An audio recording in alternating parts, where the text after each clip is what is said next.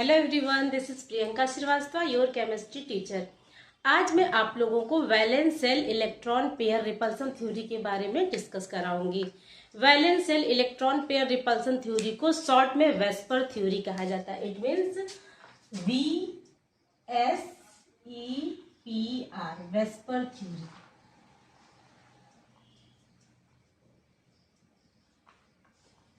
इस थ्योरी में जनरली मॉलिक्यूल के शेप को डिस्कस किया गया है कि इस थ्योरी के अकॉर्डिंग मॉलिक्यूल का शेप कैसा होता है वो बताया गया है। इससे पहले हम लोगों ने लुईस स्ट्रक्चर पढ़ा था, लुईस कॉन्सेप्ट जितने भी पढ़े थे उसमें कहीं भी मॉलिक्यूल के शेप के बारे में कोई डिस्कशन नहीं था। तो इस थ्योरी में यही बताया गया है कि मॉलिक्यूल का शेप कैसा होता है। इस थ्योरी को डेवलप करने वाले सिडविक और पावेल नाम के केमिस्ट थे, सिडविक एंड पावेल।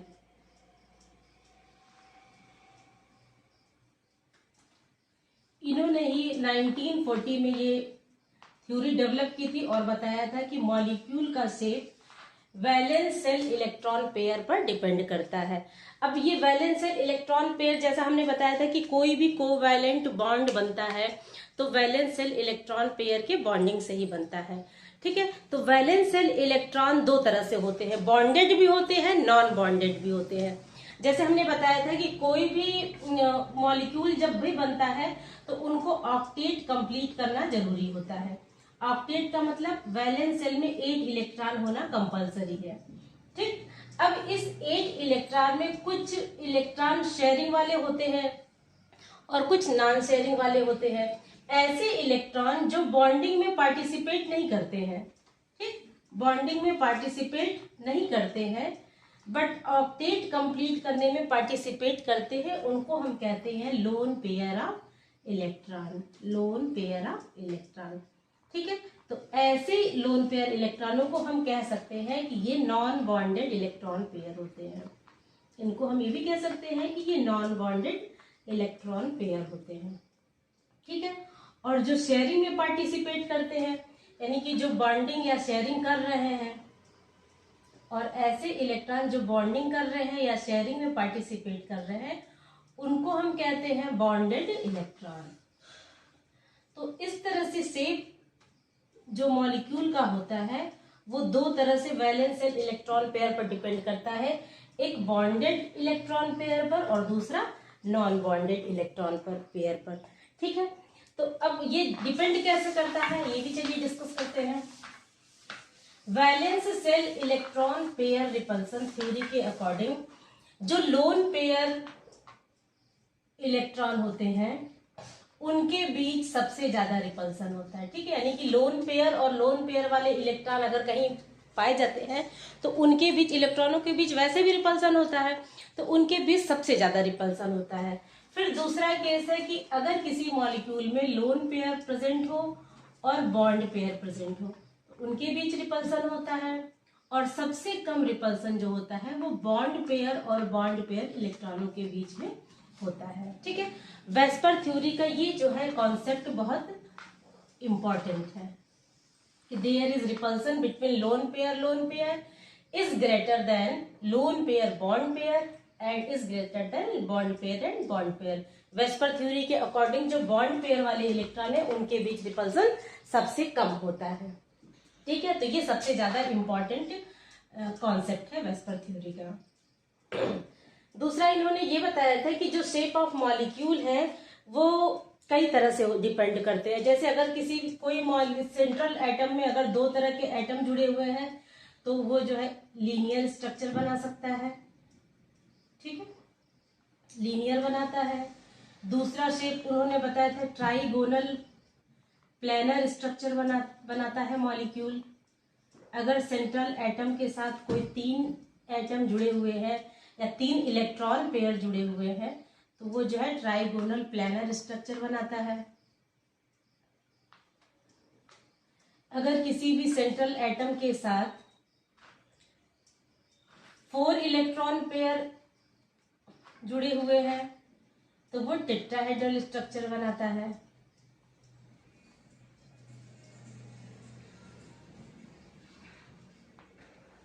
अगर किसी सेंट्रल एटम के साथ 5 इलेक्ट्रॉन जुड़े हुए हैं, तो 3 तो ऐसे ट्रायंगल शेप में जुड़े होंगे और 2 जो होगा प्लेन पर ऐसे होंगे। तो इस शेप को कहा जाता है trigonal bipyramidal structure. It means अगर सेंट्रल एटम के साथ 5 एटम और एलिमेंट जुड़े हुए हैं तो वो जो मॉलिक्यूल बनाएगा उसका जो शेप होता है वो ट्राइगोनल बाइपिरामिडल शेप होता है, बाइपिरामिडल शेप होता है।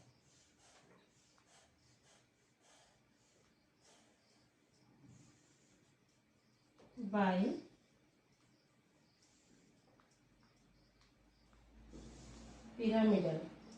ठीक, अब किसी सेंट्रल एटम के साथ अगर 6 एलिमेंट जुड़े हुए हैं तो वो इस तरह से जुड़े होंगे और इस स्ट्रक्चर को कहा जाता है ऑक्टाहेड्रल स्ट्रक्चर। और इस स्ट्रक्चर को कहा जाता है ऑक्टाहेड्रल स्ट्रक्चर। तो इस तरह से वेस्पर थ्योरी के अकॉर्डिंग जो शेप मॉलिक्यूल्स का होता है वो एक लीनियर होता है, ट्राइगोनल प्लेनर होता है, टेट्राहेड्रल होता है, ऑक्टाहेड्रल होता है और ट्राइगोनल बाइपिरामिडल होता है। ठीक है, तो एक एक करके हम इसको एग्जाम्पल के साथ समझते हैं। जैसे कि मान लीजिए लीनियर स्ट्रक्चर है तो सेंट्रल एटम के साथ 2 इलेक्ट्रॉन पेयर प्रेजेंट होंगे।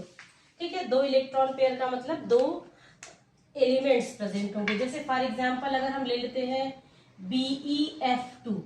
अब यहाँ पे देखिए बेरिलियम है और बेरिलियम के साथ फ्लोरीन जुड़ा हुआ है। यहाँ पे इसका शेयरिंग वाले इलेक्ट्रॉन है, यहाँ पे इसके इलेक्ट्रॉन है। ठीक, तो ये जो बन रहा है स्ट्रक्चर या शेप या ज्योमेट्री, इसको हम कहते हैं लीनियर स्ट्रक्चर।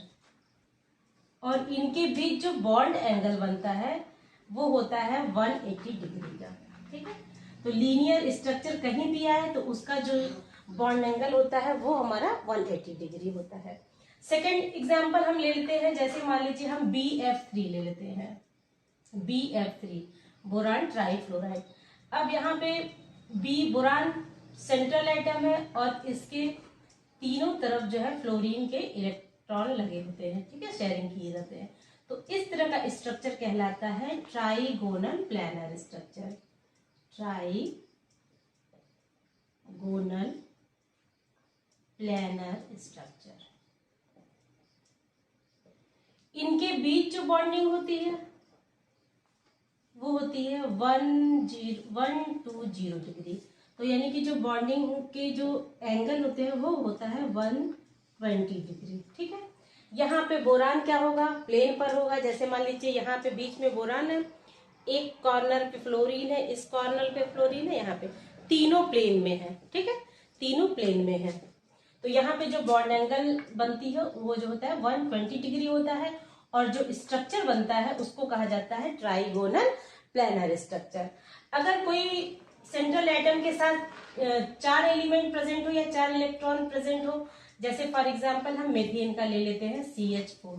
अब यहाँ पे टेट्राहेड्रल स्ट्रक्चर बनता है, बीच में कार्बन होगा और 2 हाइड्रोजन प्लेन में होंगे। ठीक, और एक हाइड्रोजन एबव द प्लेन होता है, एबव द प्लेन, और एक हाइड्रोजन बिलो द प्लेन होता है। अब इनके बीच जो बॉन्ड एंगल होती है वो होती है 109.28 और ये स्ट्रक्चर कहलाता है टेट्राहेड्रल स्ट्रक्चर, टेट्राहेड्रल स्ट्रक्चर। ठीक, और बॉन्ड एंगल क्या होता है 109.28। अब यहाँ पे देखिए हमने जितना भी मॉलिक्यूल बताया है इसमें lone pair of electron central atom के पास नहीं है, तो यहाँ बॉन्ड पेयर में ही रिपल्सन हो रहा है, इसलिए ये सब जो है रेगुलर स्ट्रक्चर बना रहे हैं।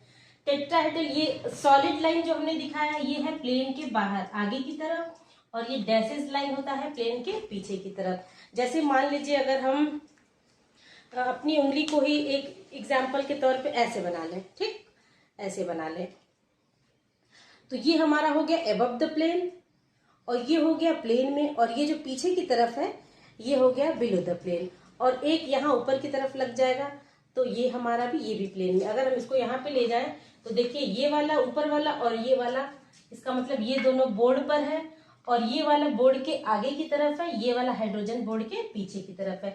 यहाँ पे चारों तरफ जो बॉन्ड एंगल होगा वो सेम होगा, यानी 109.28 डिग्री का यहाँ पे बॉन्ड एंगल बनता है और इस तरह का स्ट्रक्चर कहलाता है टेट्राहेड्रल स्ट्रक्चर। फिर नेक्स्ट आ जाता है हमारा सेंट्रल एटम के साथ 5 इलेक्ट्रॉन पेयर प्रेजेंट हो। तो 5 इलेक्ट्रॉन का मतलब 5 इलेक्ट्रॉन पेयर का मतलब होता है कि 5 एलिमेंट्स प्रेजेंट हो, तभी तो वो शेयरिंग कर रहे होंगे इलेक्ट्रॉनों का। फॉर एग्जाम्पल जैसे हम ले लेते हैं PCl5, फास्फोरस पेंटाक्लोराइड। अब यहाँ पे फास्फोरस क्या है, सेंट्रल एटम है, ठीक। अब क्लोरीन 5 लगा हुआ है तो 3 क्लोरीन के इलेक्ट्रॉन ऐसे बॉन्डिंग करेंगे, ठीक। यहाँ पे क्लोरीन है, यहाँ पे क्लोरीन है और यहाँ पे क्लोरीन है, और 2 क्लोरीन क्या होंगे, ये बीच में होंगे ऐसे करके। तो यहाँ पे देखिए जो स्ट्रक्चर बनता है, ये देखिए ट्रायंगल शेप में बन रहा है और ये जो होता है ये पिरामिड शेप में बन रहा है, ठीक है। तो इसलिए इसका नाम हो जाता है ट्राइगोनल बाई पिरामिडल। ऊपर भी पिरामिड की तरह है, नीचे भी पिरामिड की तरह है, अब बीच में ट्रायंगल बना रहा है ना, प्लेन में ट्रायंगल बना रहा है, इसलिए इसको कहा जाता है trigonal bi pyramidal. Trigonal bi pyramidal, ठीक, पिरामिडल, ठीक है। अब यहाँ पे जो बॉन्ड एंगल होती है, अब ये देखिए ये जो है एबव द प्लेन है। जैसे मान लीजिए ये हमारा क्या है, प्लेन में है। जैसे मान लीजिए यहाँ फास्फोरस है और ये सब प्लेन में है, ठीक। तो इनके ये जो क्लोरीन ऊपर की तरफ है, एक क्लोरीन नीचे की तरफ है, तो यहाँ पे जो बॉन्ड एंगल बन रहा है वो 90 डिग्री का बनेगा और इनके बीच जो बन रहा है वो 120 डिग्री का बनता है, ठीक है। तो यहाँ पे 120 का बनेगा और यहाँ पे 90 डिग्री का बॉन्ड एंगल बनता है। तो यहाँ पे ट्राइगोनल बाई पिरामिडल में जो ट्राइगोनल वाला है वो 120 डिग्री का बनेगा और जो पिरामिड वाला बन रहा है वो 90 डिग्री का बॉन्ड एंगल बनेगा। तो इस तरह से यहाँ पे 2 तरह के बॉन्ड एंगल बन रहे हैं और ये स्ट्रक्चर कहलाता है ट्राइगोनल बाई पिरामिडल, ठीक है। ये भी रेगुलर स्ट्रक्चर है। नेक्स्ट आ जाता है हमारा, अगर कोई सेंट्रल एटम के साथ 6 इलेक्ट्रॉन पेयर प्रेजेंट हो। तो मान लीजिए हमने सल्फर ले लिया सेंट्रल एटम, अब यहाँ पे 6 फ्लोरीन लगे हुए हैं, ठीक, ऐसे करके, एक ऊपर एक नीचे।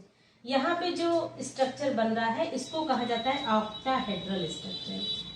ऑक्टाहेड्रल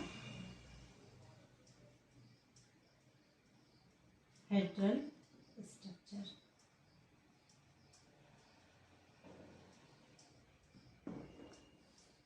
अब यहाँ पे देखिए ये जो 2 हमने लाइन खींची है, ये जो होता है 2 फ्लोरीन बिलो द प्लेन लगा होता है, ठीक, 2 फ्लोरीन एबव द प्लेन लगा होता है और 2 फ्लोरीन प्लेन में लगा होता है। तो इस तरह के स्ट्रक्चर को हम कहते हैं ऑक्टाहेड्रल स्ट्रक्चर। जैसे मान लीजिए यहाँ पे बीच में सल्फर है, ठीक, तो 2 फ्लोरीन आगे की तरफ होंगे, 2 फ्लोरीन पीछे की तरफ होंगे, ठीक, 4, और 2 फ्लोरीन ऐसे प्लेन में ऊपर की तरफ और 2 फ्लोरीन नीचे की तरफ। इनके बीच जो हर तरफ बॉन्ड एंगल सब एक दूसरे के परपेंडिकुलर है, तो जो बॉन्ड एंगल होता है वो 90 डिग्री का यहाँ पे बनता है। यहाँ पे हर तरफ फ्लोरीन और सल्फर के बीच जो बॉन्ड एंगल बनेगा वो 90 डिग्री का बनेगा।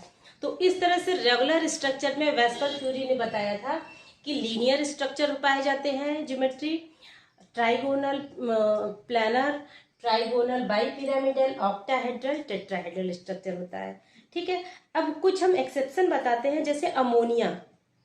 कुछ ऐसे भी मॉलिक्यूल होते हैं जिसमें सेंट्रल एटम पर lone pair of electron present होते हैं और जिनकी वजह से, उस लोन पेयर की वजह से उनके बीच रिपल्सन इतना ज्यादा हो जाता है कि जो रेगुलर स्ट्रक्चर होता है वो डिस्टर्ब हो जाता है, मतलब उसमें इर्रेगुलरिटी आ जाती है। तो जो इर्रेगुलरिटी आ जाती है उसको कहा जाता है डिस्टॉर्शन, ठीक। तो कुछ ऐसे भी मॉलिक्यूल हैं जो रेगुलर स्ट्रक्चर न देके डिस्टॉर्टेड स्ट्रक्चर बनाते हैं। जैसे मान लीजिए हम एक अमोनिया का ले लेते हैं, NH3। अब यहाँ पे अमोनिया सेंट्रल एटम है, लेकिन अमोनिया के पास एक लोन पेयर ऑफ इलेक्ट्रॉन है, ठीक।